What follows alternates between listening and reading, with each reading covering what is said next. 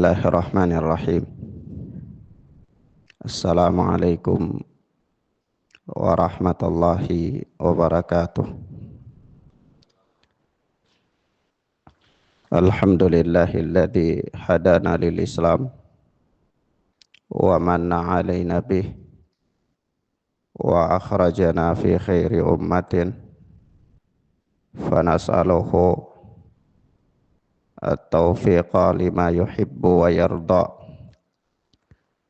wal hifdha mimma yakrahu wa yasqat.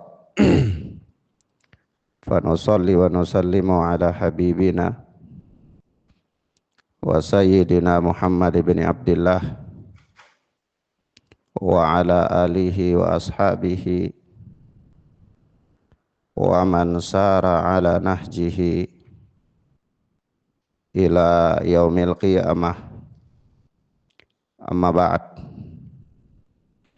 Akhwanna fid din, a'azzani Allahu wa iyyakum. Kita masih berada dengan pelajaran kita, yaitu Syarhus Sunnah oleh Al-Imam Al-Muzani rahimana wa rahimahullah. Dan kita masih berada pada pembahasan tentang al-iman. Dan sebagaimana telah dijelaskan pada pertemuan-pertemuan yang lalu, bahwa pembahasan ini kita bagi dalam beberapa bagian. Dan kita insyaallah pada hari ini membahas bagian yang terakhir daripada bab ini, yaitu tidak mudah atau tidak bergampang-gampangan melakukan pengkafiran secara serampangan terhadap kaum muslimin. Naam. Sebab ikhwanna fiddin azzani Allahu wa iyyakum, persoalan pengkafiran itu adalah merupakan hak Allah dan Rasulnya. Merupakan hak Allah dan Rasulnya. Sehingga barang siapa yang bergampang-gampangan mengkafirkan seorang muslim atau mengeluarkan seorang muslim dari keislamannya, maka sungguh dia telah terjatuh dalam hadis Nabi sallallahu alaihi wasallam yang dikeluarkan oleh Al-Imam Bukhari dan Muslim dalam sahih keduanya. Itu Nabi sallallahu alaihi wasallam bersabda, ayyuma amrin qala li akhihi ya kafir, siapa saja yang berkata kepada saudaranya, yang menuding saudaranya wahai kafir, faqad ba'a bihima ahaduhuma, maka kata kafir itu kembali kepada salah satu dari keduanya. In kana kama qala wa illa raja'at alaih. Kalau seandainya orang yang dia tuding kafir itu benar, ya kama qala. Wa illa, tapi kalau tidak, maka raja'at ilaih. Kata kafir itu kembali kepada dirinya. Maka pengkafiran itu riskan sekali. Ketika seorang dia katakan dirinya atau dia tunjuki seseorang secara muayyan, personal tertentu, bahwa orang itu kafir, maka dia berada dalam jurang bahaya. Artinya kalau benar ya syukurlah. Tapi kalau enggak benar, kembali kepada orang yang mengatakan tersebut. Ini tentu bahaya, ya. Nah, oleh sebab itu ya ikhwan fiddin azani Allah wa iyyakum, jangankan dalam persoalan pengkafiran, ya, dalam persoalan penetapan hukum saja, itu para ulama mempunyai pembahasan yang luar biasa sekali. Bahkan hanya dalam menetapkan apakah ini sunnah, apakah ini wajib, ya, itu luar biasa sekali. Sebab apa? Penetapan sebuah hukum itulah adalah merupakan hak Allah dan Rasul. Merupakan hak Allah dan Rasulnya. Maka dari itu saya ingin kutipkan di sini perkataan Al-Imam Asy-Syaukani rahimana wa rahimahullah di dalam Nailul Autar, yaitu Al-Imam Asy-Syaukani. Maklum ya, Al-Imam Asy-Syaukani ini madhab apa ya ikhwan? Syafi'i ya. Nah, beliau ketika di dalam Nailul Autar itu ada satu bab yang beliau sebutkan di situ, yaitu bab maja'a fi salati ala Rasulillah sallallahu alaihi wasallam. Bab keterangan tentang salawat, membaca salawat kepada Nabi sallallahu alaihi wasallam. Salawat yang dimaksudkan di sini salawat di akhir tasyahud, imma tasyahud awal atau tasyahud akhir. Tapi kemudian penitikan beratnya itu kepada pembahasan tentang tasyahud, salawat di tasyahud akhir. Ketika Imam Asy-Syaukani menyebutkan dalil-dalil dalam persoalan ini, lalu beliau mendiskusikannya. Beliau mendiskusikan hadis dalil-dalil tersebut panjang lebar ya. Kurang lebih ada 4 halaman. Lalu beliau katakan begini. Kata beliau, wa ba'da hadza fa nahnu la nunkiru anna salata alaihi sallallahu alaihi wasallam min ajal at-ta'ati allati yataqarrabu bihal khalqu ilal khaliq. Setelah ini, maksudnya setelah pembahasan yang panjang lebar di atas itu, kesimpulannya adalah kita tidak mengingkari bahwa salawat kepada Nabi itu termasuk ketaatan yang paling baik, sebaik-baiknya ketaatan. Iya, salawat kepada Nabi itu termasuk di antara sebaik-baiknya ketaatan. Allati yataqarrabu biha al-khalqu ilal khaliq, yaitu yang dengan ketaatan itu seorang hamba mendekatkan diri kepada Allah. Wa inna maniza'una fi itsbati wajibin min wajibati salati bighairi dalilin yaqtadihi. Hanya saja ya, perbedaan kami, perselisihan kami di sini adalah dalam perkara menetapkan satu kewajiban dari kewajiban-kewajiban salat tanpa dalil yang mengarah padanya, tanpa dalil yang mengarah kepadanya. Kenapa? Makhafata minat taqawwuli ala Allah bima lam yaqul. Karena khawatir penetapan satu kewajiban di antara kewajiban-kewajiban salat tanpa dalil itu dikhawatirkan adalah termasuk daripada taqawul. Ya, berbicara Allah bima lam yaqul, tentang Allah dengan apa yang tidak Allah firmankan. Berbicara tentang Allah dengan apa yang tidak Allah firmankan. Nah, di sini intinya karena Al-Imam Asy-Syaukani ini membantah pendapat-pendapat yang mengatakan salawat di tasyahud itu wajib. Beliau mengatakan ini bukan wajib, lalu beliau sebutkan dalil-dalil, tapi ini bukan pembahasannya. Tapi yang menjadi apa? Kaidah di sini adalah bahwa beliau dalam kondisi mengakui keutamaan salawat, tapi beliau mengatakan menetapkan sebuah hukum itu berbicara atas nama Allah. Iya, menetapkan sebuah hukum itu berbicara atas nama Allah. Dan ini khawatir, ini bahaya. Padahal penetapan hukum di sini adalah tentang wajib atau bukan wajib saja. Mahfum ya kawan? Tentang wajib atau bukan wajib, itu berbicara tentang Allah. Jadi tidak boleh berbicara tentang Allah dalam perkara yang demikian. Apalagi dalam perkara pengkafiran, tentu lebih berat lagi. Tentu apa? Lebih berat lagi. Naam. Ala kulli hal ya ikhwana fiddin, a'azzani Allahu wa iyyakum. Kita bisa lihat ya.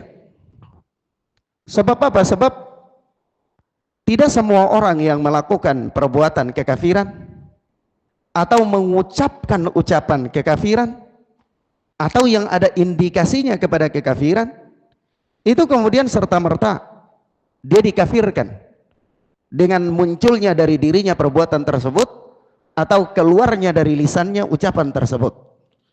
Artinya kadang-kadang seseorang itu dia bisa melakukan perbuatan-perbuatan kekafiran atau terkadang dia bisa mengucapkan ucapan-ucapan kekafiran. Tapi apakah jika hal itu keluar dari dirinya, person tertentu ini, langsung dia dikafirkan, maka kita katakan tidak demikian. Dan kita tidak membedakan antara perkara yang zahir dan perkara khafi. Karena kemudian orang berselisih pendapat, berdebat, ini perkara zahir, ini perkara khafi, gitu ya. Kecuali beberapa perkara dari perkara yang maklumun minad dini bid darurah. Kecuali beberapa perkara, tidak semua perkara yang maklumun minad dini bid darurah. Kenapa anak katakan tidak semua perkara? Karena perkara menghalalkan yang haram itu maklum minad din bid darurah apa tidak? Maklum, misalnya khamar, kita menghalalkan khamar, itu maklum minad din bid darurah. Maklum minad din bid darurah, ini perkara yang apa? Bukan perkara yang butuh penelitian, tidak. Mahfum ya? Bukan perkara yang butuh penelitian. Seorang muslim itu dia tahu khamar haram apa tidak? Tahu. Bukan seperti hukum wudu yang kita butuh teliti. Membaca bismillah dalam wudu ini dia wajib apa dia bukan wajib, itu butuh teliti. Iya, itu ilmu yang membutuhkan penelitian, dia bukan maklumun minad din bid darurah. Mahfum ya ikhwan? Menginjak-injak Al-Quran itu perbuatan kekufuran, artinya perbuatan yang bertentangan dengan syariat, itu maklum minad din bid darurah apa tidak? Maklum minad din bid darurah. Dan ini perkara zahir.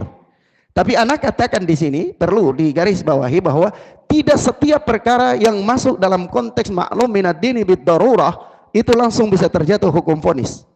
Ya. Tidak semua perkara, karena ada beberapa perkara yang indikasinya tidak, nanti anak jelaskan. Mahfum ya? Baik. Nah, disinilah anak katakan kita tidak membedakan antara perkara yang zahir dan perkara yang khafi. Sebab ada sebagian penuntut ilmu mereka berdebat antara ini zahir, ini khafi. Ya, kalau khafi tidak apa-apa kita beri udur. Kali ini zahir kita tidak beri udur. Orang menyembelih misalnya ya untuk membangun rumah baru, nah ini zahir. Ini bukan khafi, ini dia murtad misalnya. Iya kan? Nah, ini dia apa namanya? Melakukan suatu amalan yang nampak zahir ini perkara. Maka dia dikafirkan serta-merta. Tidak. Maka sebelum kita masuk ke situ anak katakan tidak setiap orang yang melakukan perbuatan kekafiran atau keluar dari lisannya ucapan-ucapan kekafiran langsung dia dikafirkan. Tidak. Kenapa? Karena bisa jadi ada al-mawani', ada penghalang-penghalang daripada diri orang itu sehingga terjatuhnya vonis hukum kepadanya. Ada penghalang-penghalang. Ada penghalang-penghalang yang ada pada diri orang itu sehingga terhalang untuk apa? Diterapkan vonis hukum kepada dirinya. Mafhum ya? Baik. Anda lihat isyarat ini disebutkan oleh Syekh Abdul Razak hafizana wa hafizahullah. Sebelum Anda jelaskan kita baca keterangan Syekh Abdul Razak hafizana wa hafizahullah di ta'liqah beliau terhadap Syarh Sunnah Al-Muzani. Kata beliau ketika menjelaskan hukum membunuh seorang mukmin dengan sengaja. Beliau bawa ayat. Wa amma qaulullahi azza wa jalla fi man qatala mu'minan muta'ammidan. Adapun firman Allah tentang orang yang membunuh seorang mukmin dengan sengaja. Membunuh seorang mukmin dengan sengaja. Firman Allah azza wa jalla. Wa man yaqtul mu'minan muta'ammidan fajazauhu jahannamu khalidan fiha. Wa ghadiballahu alaihi wa la'anahu wa a'adda lahu adaban 'azima.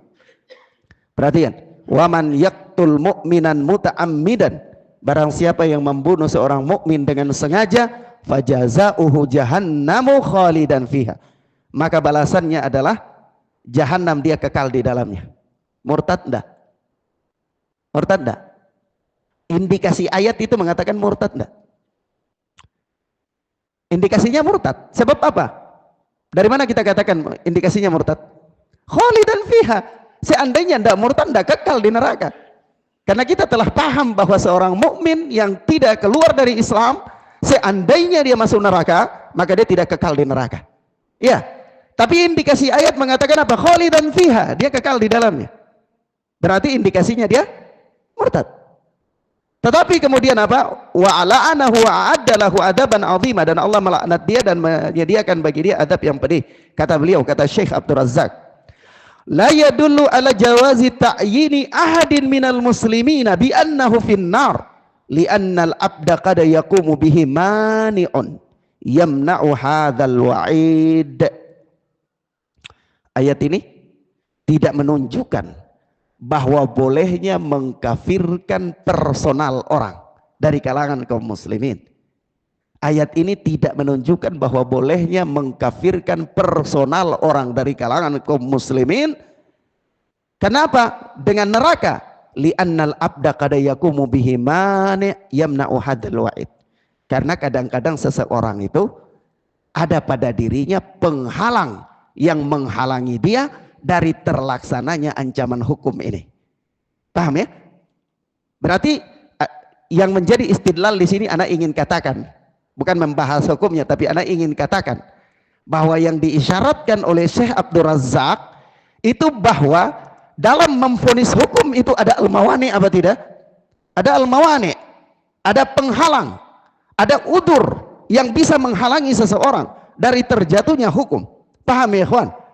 Mafhum ya? Nah, perkara ini kita tegaskan dan kita ulang-ulang.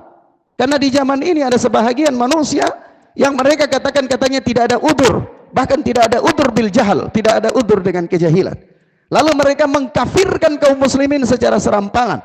Mengkafirkan kaum muslimin secara serampangan. Apalagi di zaman yang media ini luas, siapa saja bisa bicara sekehendak hatinya.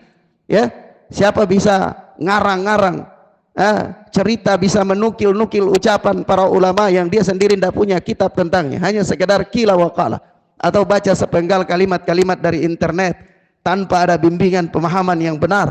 Ya, maka ini bahaya sekali. Maka kita katakan dari penjelasan Syekh Abdul Razak ini, hafizana wa hafizahullah, maka beliau menerangkan kepada kita bahwa adanya penghalang dalam memvonis hukum terhadap pribadi. Paham ya? Tapi kalau orang melakukan perbuatan kekufuran, kita katakan perbuatan yang dilakukan itu perbuatan kekufuran. Tetapi ketika memvonis hukum kepada pribadi tertentu, maka ini kita katakan kita tidak memvonis hukumnya sampai kita bereskan penghalang dari orang itu. Sekiranya masih ada penghalang, maka hukum tidak bisa diterapkan kepada. Paham ya? Nah, lalu kata beliau begini, li'annal abda qad yaqumu bihi mani'un yamna'u hadzal wa'id. Karena bisa jadi seseorang itu ada pada dirinya penghalang yang menghalangi dia dari terlaksananya ancaman hukum. Seperti apa? Kataubah wal hasanatil mahiyah awi syafaatin nabi awi ibtila'un fid dunya yukaffiru anhu hadza dzamba wa ghairi dzalika minal mawani'. Seperti mungkin dia bertobat atau dia melakukan amalan-amalan yang menghapus dosa-dosa. Karena ada amalan menghapus dosa apa enggak? Amalan menghapus dosa ya. Innal hasanat yudhibna sayyiat.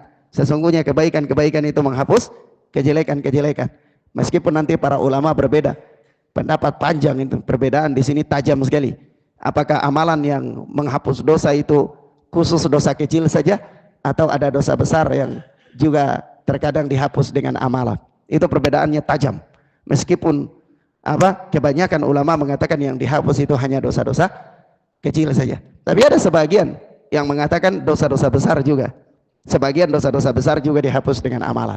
Ya. Nah, tapi itu bukan pembahasan kita. Tapi pembahasan kita di sini adalah penghalang untuk terlaksananya hukum itu bisa saja ada. Bisa saja ada.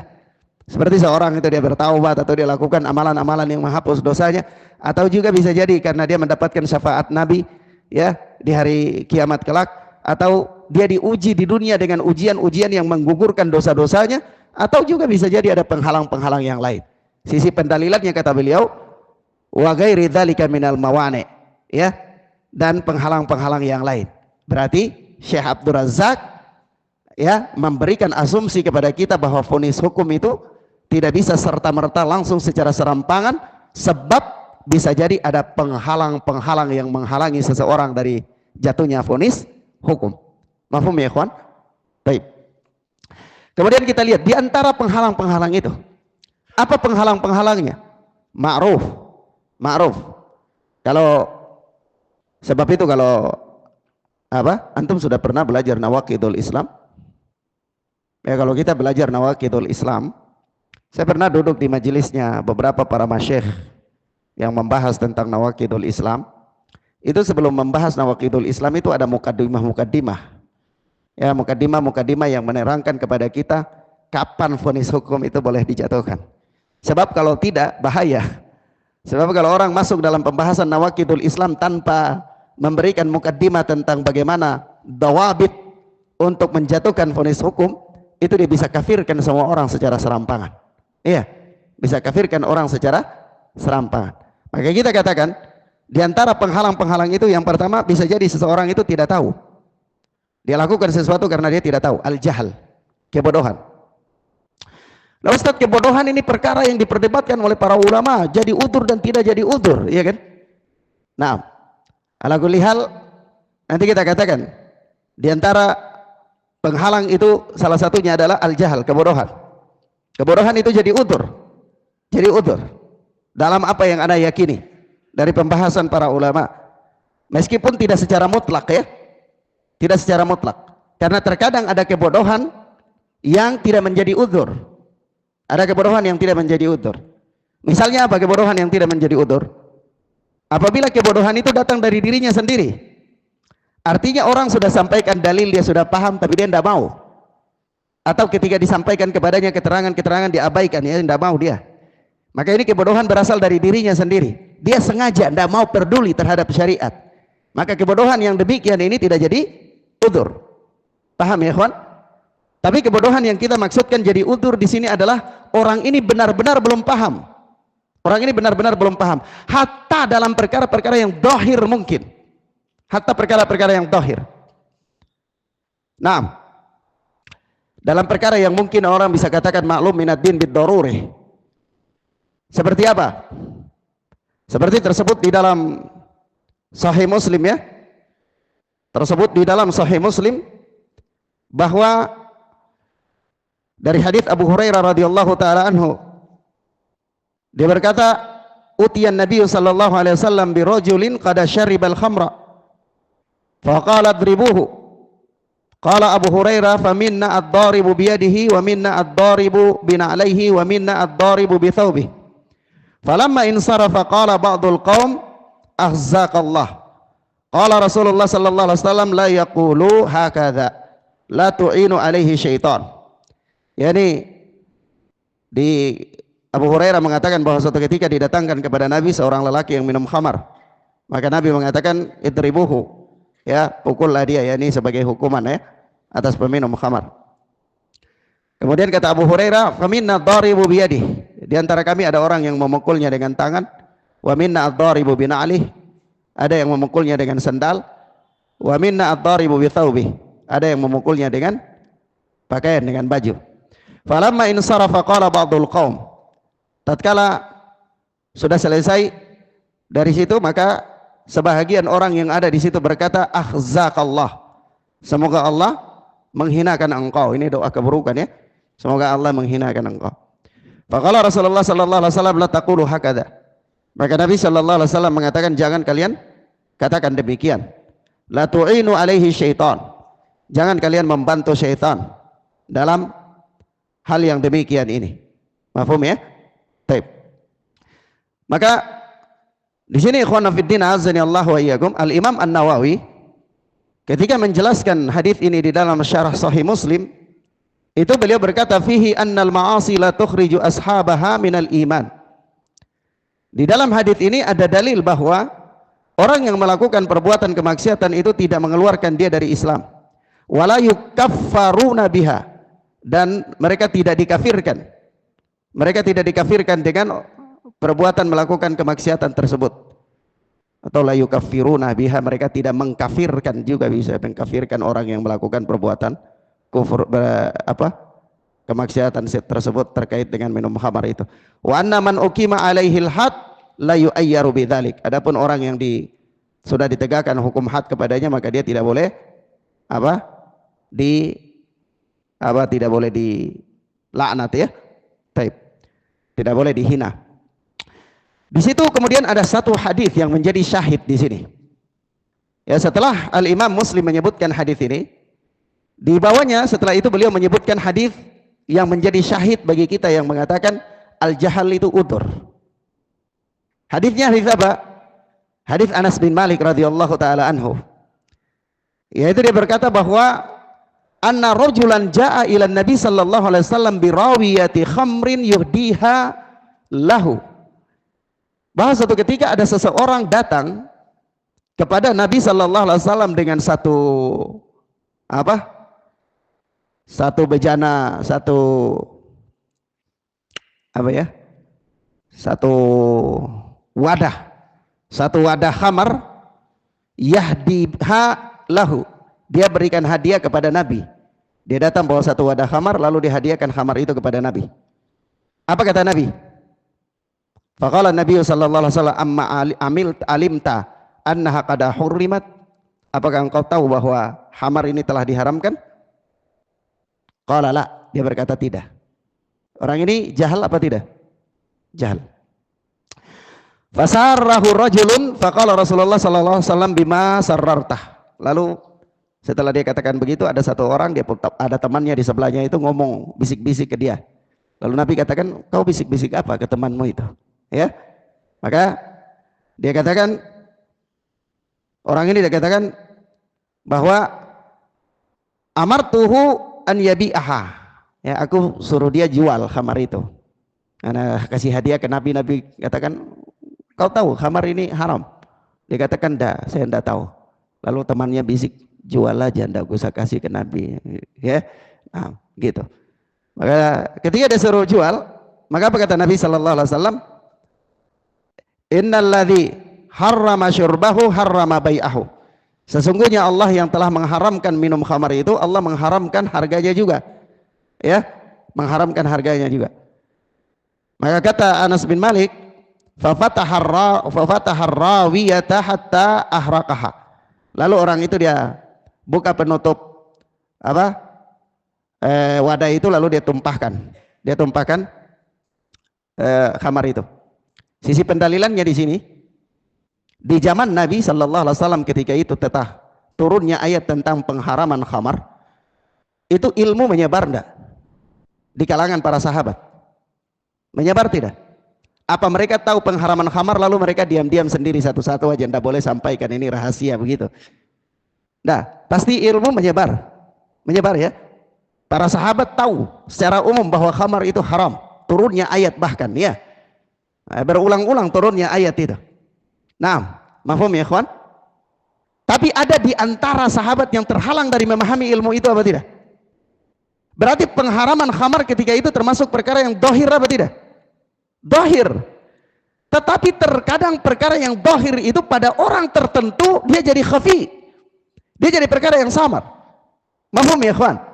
Maka ketika kita bilang, oh ini perkara dohir, ini perkara khafi, ini maklum minad din bid daruri, saya katakan perkara-perkara dohir dan khafi itu perkara nisbi, perkara yang tidak punya batasan yang syar'i. Kenapa? Terkadang satu perkara itu dia dohir keharamannya pada orang-orang tertentu, namun perkara itu pada orang tertentu dia khafi. Mafhum ya ikhwan? Paham ya? Apa pendalilannya? Pendalilannya di sini adalah sahabat datang mau hadiahkan khamar kepada Nabi, dan ketika Nabi katakan, kau tahu khamar ini haram apa tidak? Dia katakan tidak tahu. Padahal di zaman Nabi ilmu tersebar apa tidak? Tersebar. Tapi masih saja orang ini tidak tahu tentang keharaman khamar. Khafi bagi dia enggak?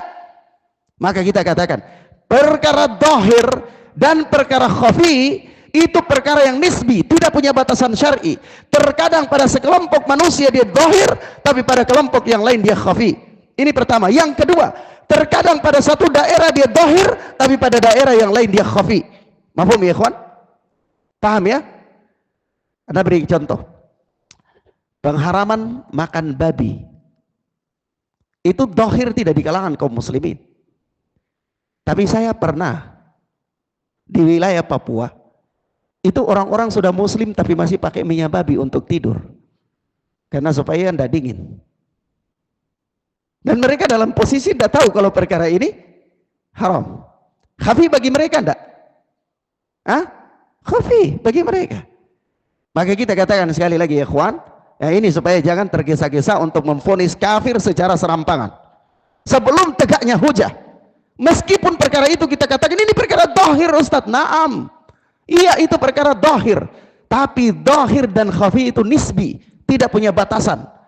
Sebab apa? Terkadang satu perkara pada seseorang atau sekelompok manusia dia zahir, tapi pada seseorang atau sekelompok manusia yang lain dia khafi. Apa dalilnya? Di zaman Nabi ilmu yang sangat tersebar dengan luas. Keharaman khamar diketahui oleh para sahabat. Bahkan turun secara bertahap keharaman khamar, tetapi ketika sahabat datang bawa khamar kepada Nabi dan Nabi tanya, apakah engkau tahu ini khamar, ini haram? Dia katakan, lah, saya belum tahu. Khafi bagi dia? Khafi ya ikhwan? Nabi vonis dia kafir enggak itu? Dia menghalalkan khamar tuh. Dia menghalalkan khamar. Divonis kafir enggak? Ternyata tidak. Maka dari itu apa penjelasan Al-Imam An-Nawawi di dalam syarah Sahih Muslim itu, kata beliau begini ketika menjelaskan hadis ini. Fihi anna man lam ya'lam tahrima syai'i fa fa'alahu la ithma alaih. Wa idza alima tahrima wajaba alaihi al-intihau fil hal. Di dalam hadis ini terdapat dalil bahwa man lam ya'lam, orang yang tidak tahu tahrima syai'i, tentang keharaman sesuatu, fa fa'alahu, lalu dia melakukan perkara itu karena tidak tahu, la ithma alaih, tidak ada dosa bagi dirinya. Ya. Wa idza alimat tahrima, hanya saja kalau dia tahu keharamannya, wajaba alaihi al-intihau fil hal. Begitu dia langsung tahu, maka ketika itu pun dia harus berhenti. Ya, sisi pendalilannya adalah terjatuhnya hukum kepada orang yang menghalalkan khamar datang kepada Nabi ini apa tidak? Tidak jatuhnya hukum. Apa yang menghalangi dia? Ketidaktahuan. Pertanyaan, udur jadi jahal jadi udur apa enggak nih? Jadi udur ya? Jahal jadi udur. Ternyata apa? Ada mufti di Jakarta dan Bekasi ini yang lebih alim dari Nabi Sallallahu Alaihi Wasallam. Ketika Nabi mengatakan bahwa jahal itu jadi udur, dia mengatakan jahal itu tidak jadi udur. Berarti mufti ini a'lam minan Nabi Sallallahu Alaihi Wasallam, lebih alim daripada Nabi Sallallahu Alaihi Wasallam. Wal'iyadu billah, wal'iyadu billah. Nah, mahfum ya ikhwan? Kalau ditanyakan siapa yang berpendapat demikian jadi udur, Al-Imam An-Nawawi rahimahullah. Tapi syekh saya mengatakan tidak. Kita katakan, syekh anda dan Imam Nawawi siapa yang lebih mu'tabar? Siapa yang lebih mu'tabar? Hah? Bagaimana kaidah menerima perselisihan para ulama? Seandainya sahabat Abu Bakar As-Siddiq berselisih dengan Hasan Al-Basri, siapa yang lebih mu'tabar pendapatnya? Abu Bakar As-Siddiq. Ya. Seandainya Hasan Al-Basri berselisih dengan Ibnu Taimiyah rahimahullah, siapa yang pendapatnya lebih mu'tabar? Hasan Al-Basri. Seandainya Ibnu Taimiyah rahimahullah berselisih dengan guru TK kita, siapa yang mu'tabar? Syekhul Islam Ibnu Taimiyah. Ya. Maka ketika anak katakan, tidak ada masalah, guru anda berpendapat demikian, tapi guru anda dengan Imam Nawawi siapa yang mu'tabar? Nah, Al-Imam An-Nawawi rahimahullah. Ya. Baik. Yang kedua, Al-Imam Ibnu Abdul Bar di dalam At-Tamhid ketika menjelaskan hadis ini, kata beliau, membawa hadis Sahih Muslim ini, kata beliau begini, wa fi hadzal hadits dalilun ala annal jahila bil hukmi ma'dzurun hatta ya'lama. Di dalam hadis ini ada dalil bahwa al jahil, orang yang jahil, bil hukmi, terhadap satu hukum, ma'dzurun, diberi udur, hatta ya'lama, sampai dia tahu. Jahil udur apa enggak? Udur. Siapa yang mengatakan jahil itu udur? Al-Imam Ibnul Bar rahimana wa rahimahullah.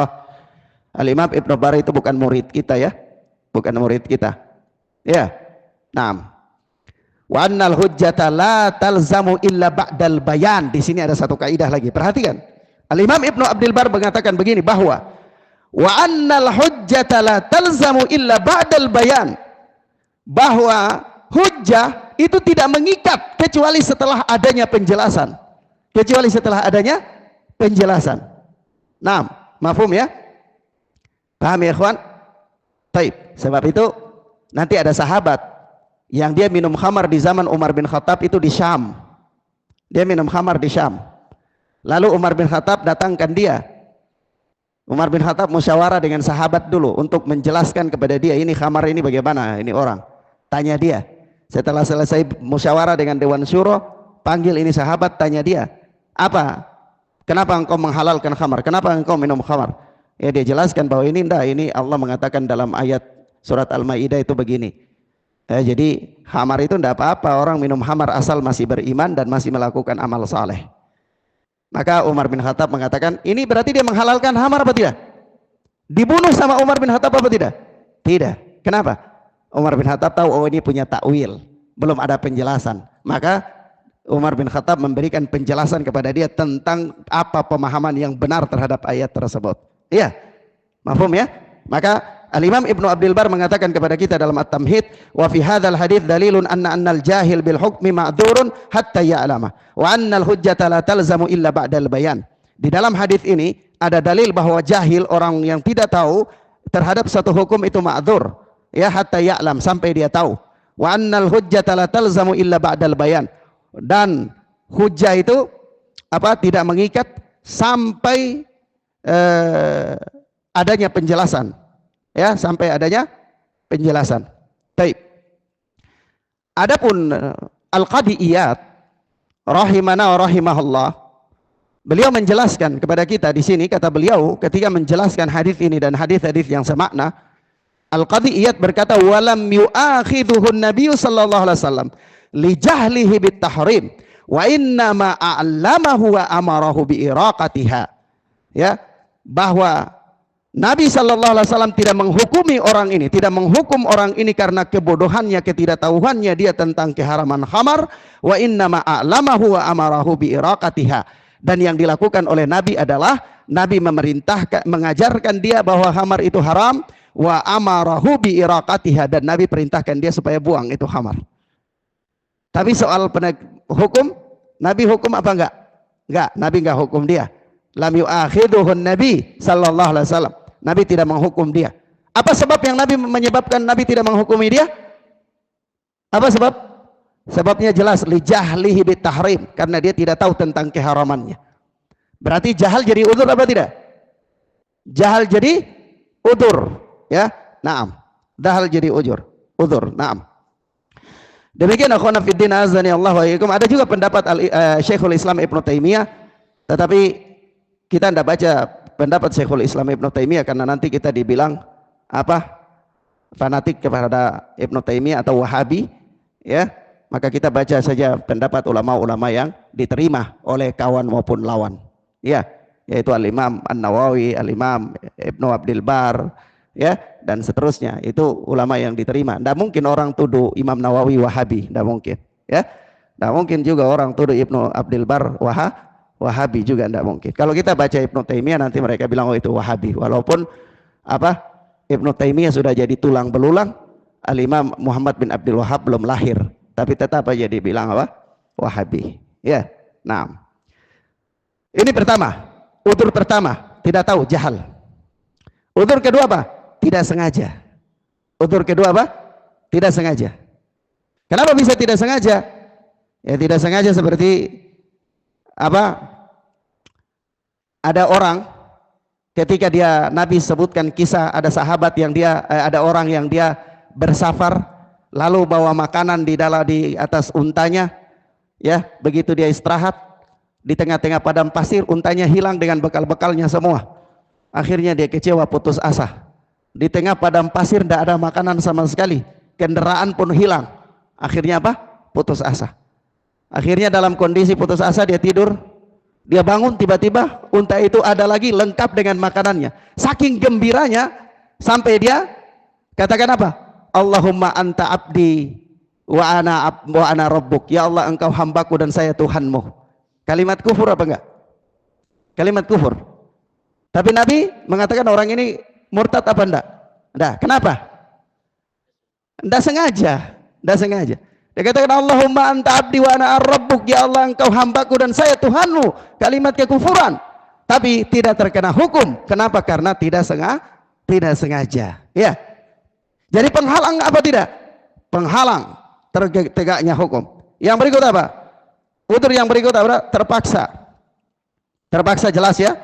Dalam ayat jelas orang yang terpaksa. Kemudian yang berikut udzur yang berikut, lupa Dia lupa, dia lakukan satu perkara itu karena dia lupa, tidak tahu sama sekali misalnya. Ya, kalau orang yang terpaksa itu seperti dalam surat An-Nahl ya, Allah berfirman illa man ukriha wa qalbuhu mutmainnun ya. Kecuali orang yang terpaksa sementara hatinya mutmainnun bil iman, tetap tenang dalam keimanannya. Begitu juga orang lupa. Orang lupa dalam hadis Nabi sallallahu alaihi wasallam, innallaha tajawaza an ummatil khata'a wan nisyan wa mastukrihu alaih. Sesungguhnya Allah itu mengampuni umatku yang tidak sengaja atau an-nisyan atau lupa, wa mastukrihu alaih, dan atau orang yang dipaksa. Berarti jadi udur enggak? Allah mengampuni mereka, berarti jadi udur? Jadi udur, ya. Nah, kemudian yang berikut apa? Dia punya syubhat. Kalau dalam bahasa tuh biasanya dibahasakan dengan takwil. Dia punya takwil, punya penafsiran yang keliru. Dia punya penafsiran yang keliru. Nah, kita lihat ikhwan fillah azani Allah wa iyyakum. Dia punya penafsiran yang keliru, punya takwil yang keliru, punya syubhat. Dia punya syubhat. Oleh sebab itu, Syekh Abdul Aziz Ar-Rajihi itu ketika membahas dalam syarah beliau terhadap Lum'atul I'tiqad, itu beliau mengatakan orang yang mengingkari Allah itu bersemayam, beristiwa di arasy, itu dia kafir, dia murtad. Dia murtad. Kenapa? Karena apa? Pemahamannya orang ini dia mengingkari ayat-ayat Allah dan mengingkari hadis-hadis Nabi sallallahu alaihi wasallam. Tetapi kalau dia punya takwil, maka dia tidak murtad. Tidak murtad. Dia punya takwil, dia tidak murtad. Kenapa? Karena yang dia ingkari itu bukan ayat Allah dan bukan hadis Nabi, tapi dia punya takwil terhadap ayat itu, punya pemahaman yang keliru terhadap ayat tersebut. Misalnya dia memahami bahwa istiwa itu adalah istaula, ya. Nah, itu dia tidak murtad. Dia tidak murtad. Kenapa? Karena dia punya takwil. Paham ya, kawan? Dia punya takwil, dia punya pemahaman yang keliru terhadap ayat tersebut. Paham? Apa dalilnya? Dalilnya adalah kisah ya. Kisah sahabat Badri yang salah menafsirkan firman Allah surat Al-Maidah ayat 93. Ya, yaitu apa? Laisa 'alal ladzina amanu wa 'amilus shalihat junahun fiha ta'imu idza mattaqau wa amanu wa 'amilus shalihat. Ya, thumma taqaw wa amanu thumma taqaw wa ahsanu wallahu yuhibbul muhsinin. Itu tidak ada dosa bagi orang-orang yang beriman, alal ladzina amanu, bagi orang-orang yang beriman, wa 'amilus shalihat, dan orang-orang yang melakukan apa? Amal saleh tentang apa yang mereka makan dahulu. Ya, apabila mereka bertakwa dan beriman serta mengerjakan kebaikan-kebaikan, kemudian mereka bertakwa dan beriman, dan selanjutnya terus. Ini ayat surat Al-Maidah ayat 93. Jadi tidak ada dosa bagi orang-orang yang beriman, ya, dan melakukan amal saleh terhadap apa-apa yang mereka makan. Jadi sahabat Qudamah itu dia menghalalkan khamar, dia minum khamar. Dia minum khamar. Peristiwa ini terjadi di Syam. Dalam sebagian riwayat, dia katakan apa? Ya khamar, dia minum khamar. Tapi kan Allah mengatakan tidak mengapa, tidak berdosa bagi orang-orang yang beriman dan beramal saleh terhadap apa-apa yang mereka makan. Gitu. Paham ya? Dia katakan ya hal-hal yang diharamkan, khamar diharamkan, tapi tidak apa-apa kalau kita khamar itu halal, boleh, karena yang penting orang itu dia beriman dan dia beramal saleh. Ini sahabat, dia berdalil dengan ayat itu. Dia minum khamar. Dia dipanggil oleh Umar bin Khattab. Berita itu sampai ke Madinah, dia dipanggil. Umar bin Khattab musyawarah dengan Dewan Syuranya, kemudian minta pendapat mereka bagaimana ini. Pertanyaan begini, mendasar, menghalalkan yang haram itu kufur apa tidak? Kufur ya? Murtad apa tidak? Murtad, termasuk nawaqidul Islam. Iya. Tapi orang ini, sahabat ini melakukan nawaqidul Islam, salah satu di antara hal-hal yang membatalkan keislaman. Tapi Umar bin Khattab itu panggil dia, musyawarah dengan Dewan Syuro. Di antara Dewan Syuro itu ada Ali bin Abi Thalib. Dikeluarkan oleh Al-Imam Al-Baihaqi bahwa Ali bin Abi Thalib mengatakan begini, in syariba mustahillan faqtulhu. Kalau dia minum khamar karena dia menghalalkannya, bunuh dia. Wa in syariba ghaira mustahil fajlidhu. Kalau dia minum khamar karena dia tidak menghalalkannya, maka cambuk dia saja. Lalu dia dipanggil setelah ditanya, ternyata dia minum khamar itu dia anggap memang itu halal memang, tapi karena dia punya takwilnya apa? Ayat ini firman Allah surat Al-Maidah ayat 93. Maka apa yang terjadi? Dia tidak dihukum. Maka dari itu Ibnu Taimiyah rahimahullah itu dalam Majmu' Fatawa ya, itu beliau mengatakan Qudamah bin Maz'un syaribal khamra muta'awwilan. Qudamah bin Maz'un ini dia minum khamar itu dia punya takwil. Sehingga apa? Falam yukaffirhu as-sahabah. Maka para sahabat tidak mengkafirkan dia. Iya. Karena dia punya takwil. Berarti takwil itu jadi Jadi udzur enggak? Jadi udzur tidak ya, ikhwan? Jadi udzur kalau takwil syar'i, tapi kalau takwil akal-akalan enggak jadi udzur. Takwil yang syar'i. Iya, yang ada sisi-sisi pendalilan yang mungkin sepintas itu membolehkan gitu. Iya. Itu namanya takwil, itu yang jadi udzur. Maka demikian juga Ibnu Abdul Bar beliau mengatakan fihi dalilun ala annal muta'awwil mukhti la yukaffar. Ya, di dalam hadis ini ada dalil bahwa orang yang punya takwil yang keliru itu dia tidak dikafirkan. Wa in kana fi'luhu kufran fi nafsi, meskipun perbuatannya itu adalah perbuatan kekufuran. Mafhum ya, ikhwan? Kadang-kadang kita bilang, "Dah, itu tidak terjadi." Ini kan kalau di dalam dosa-dosa iya, tapi kalau di dalam syirik enggak bisa. Ya. Karena syirik itu perbuatan kekufuran. Tapi Ibnu Abdul Bar katakan apa? Meskipun yang dia lakukan itu adalah kekufuran. Ana beri satu dalil. Ya, seperti di dalam hadis Abu Hurairah radhiyallahu taala anhu tentang seseorang di zaman dulu yang dia tidak punya amalan, lalu dia meninggal. Sebelum dia meninggal dia berpesan kepada keluarganya, kalau aku mati nanti bakarlah jasadku, lalu debu kayu itu ditabur di lautan dan ditabur di daratan. Ya, ditabur di lautan dan di daratan. Maksudnya apa? Maksudnya supaya dia tidak dibangkitkan lagi oleh Allah. Nanti kalau dia dibangkitkan dia dihukum oleh Allah. Jadi kalau dia tidak dibangkitkan berarti dia lolos dari hukuman. Pertanyaan, orang ini beriman kepada Allah apa tidak? Orang ini takut kepada Allah apa tidak? Takut. Itu keimanan loh.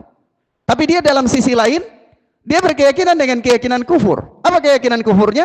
Allah tidak bisa bangkitkan dia. Kalau ditaburkan begitu Allah tidak bisa bangkitkan dia lagi. Itu keyakinan kufur apa tidak? Keyakinan kufur. Maka dari itu ketika Allah Subhanahu wa taala bangkitkan dia di hari kiamat, itu Allah tanyakan kepada dia, "Lima fa'alta?" Kenapa engkau lakukan ini? Apa jawabannya? Min khasyatik, karena takut kepada engkau, wa anta a'lam, dan engkaulah yang lebih tahu. Berarti orang ini beriman apa tidak? Beriman. Tapi dia melakukan sesuatu dengan keyakinan kufur dia. Keyakinan kufur. Mafhum ya, ikhwan? Keyakinan itu keyakinan kufur. Tetapi apa yang terjadi? Rasulullah sallallahu alaihi wasallam mengatakan dalam hadis qudsi itu, faghafaralah, Allah Subhanahu wa taala mengampuni dia. Allah mengampuni dia. Sehingga terkadang seseorang dia melakukan perbuatan-perbuatan kekufuran misalnya, atau keyakinan-keyakinan yang menjatuhkan dia ke kekufuran, tapi kalau dia punya al-mawani, maka tidak terlaksana hukum kepada dirinya. Ada pada dirinya al-mawani, maka tidak terlaksana hukum kepadanya. Mafhum ya, ikhwan? Nah, kalau bicara dalil tentang perbuatan ya sahabat Qudamah. Iya. Kalau orang bicara tentang Qudamah ini kan Al-Badri, kata.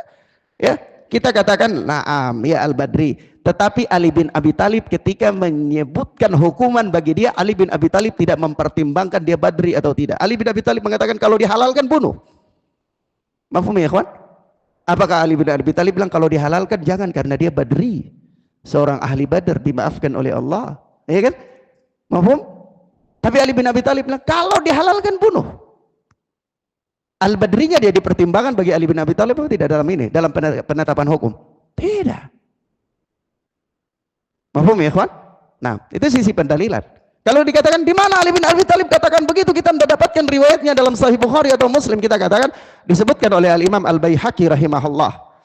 Disebutkan oleh Al-Imam Al-Baihaqi rahimahullah. Memang kalau baca dari internet tidak dapat. Ya, maka dari itu saya sarankan dai-dai ini jangan sok bawa kaul ulama kalau belum punya kitab ya. Nah, baca dari internet saja atau dari Gemini ya. Jangan baca dari Gemini. Beli kitab. Kalau mau jadi dai beli kitab, mau jadi alim besar beli kitab. Bila perlu kitabnya satu masjid ini, ya, supaya bisa rujuk di situ. Jangan hanya kila wakalah, baca pendapat di sini, baca pendapat di sini di apa channel ini di channel itu, jangan. Rujuk ke kitabnya, rujuk ke apa? Ke kitabnya baru ngomong. Nah, ikhwan fillah azani Allah wa iyyakum. Kemudian apa?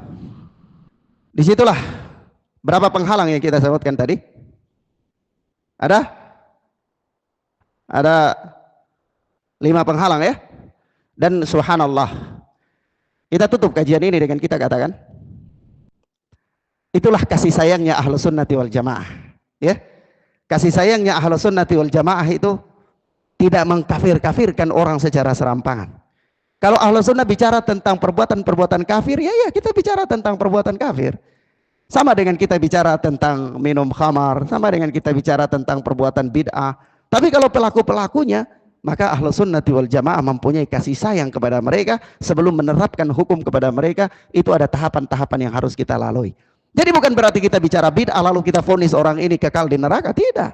Atau kita bilang, nah, surga dan neraka itu kaplingannya milik Ahlus Sunnah, milik Salafi. Ya, Salafi sudah kapling surga. Bukan. Kita bicara tentang apa? Amalan-amalan yang memasukkan orang ke surga. Kita bicara tentang amalan-amalan yang bisa memasukkan orang ke neraka. Tapi kalau orang itu dia melakukan amalan-amalan tersebut, kembalikan kepada Allah Azza wa Jalla. Kalau seandainya dia harus divonis hukum, maka kita bereskan dulu dari dirinya penghalang-penghalang. Seandainya masih ada penghalang, kita tidak bisa menetapkan hukum atas dirinya. Ya, itulah kasih sayangnya Ahlus Sunnati wal Jamaah. Sampai-sampai Ibnu Taimiyah pernah mengatakan begini di dalam Al-Majmu'. Kata Ibnu Taimiyah, falihada kana ahlul ilmi was sunnah la yukaffiruna man khalafahum wa in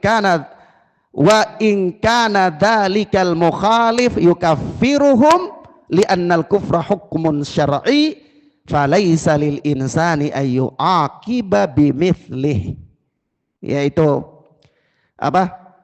Oleh karena itulah para ulama ahlu ilmi dan sunnah itu la yukaffiruna man khalafahum, mereka tidak mengkafirkan orang-orang yang menyelisihi mereka.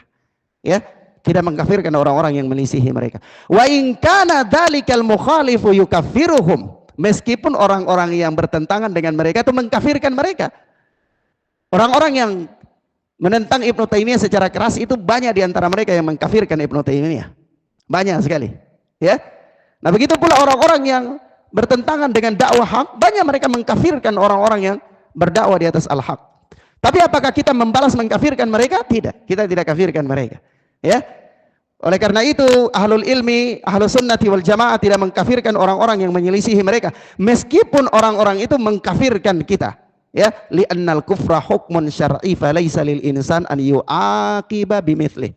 Karena apa? Pengkafiran itu adalah hukum syar'i. Pengkafiran itu hukum syar'i. Seseorang tidak boleh dibalas dengan mengkafirkan dia lagi, itu tidak boleh. Ya, orang mengkafirkan Anda lalu karena emosi Anda dia juga kafir, tidak boleh. Ya, karena apa? Penetapan hukum kafir itu adalah hukum syar'i, tidak boleh balas membalas. Ya, dengan menetapkan hukum-hukum syar'i. Karena menetapkan hukum syar'i tanpa dalil itu berbicara tentang Allah dengan apa yang tidak Allah firmankan. Nah, ini haram hukumnya. Ini apa? Haram hukumnya. Mafhum ya, ikhwan? Paham ya? Taib. Ilahuna ikhwan, naktafi bihadzal dars. Kita cukupkan penjelasan kita sampai di sini. Maka untuk kita tutup di sini, ana ingin ingatkan lagi bahwa terkadang suatu perkara itu zahir pada sekelompok manusia, tapi dia khafi pada sekelompok manusia yang lain. Ini yang harus dipahami dengan baik. Harus dipahami dengan baik ya.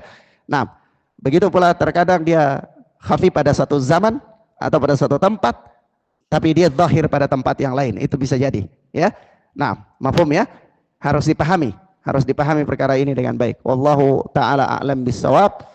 Wa sallallahu ala nabiyina Muhammad wa ala alihi washabbihi wasallam. Subhanakallahumma bihamdika asyhadu an la ilaha illa anta astaghfiruka wa atubu ilaik. Wassalamualaikum warahmatullahi wabarakatuh.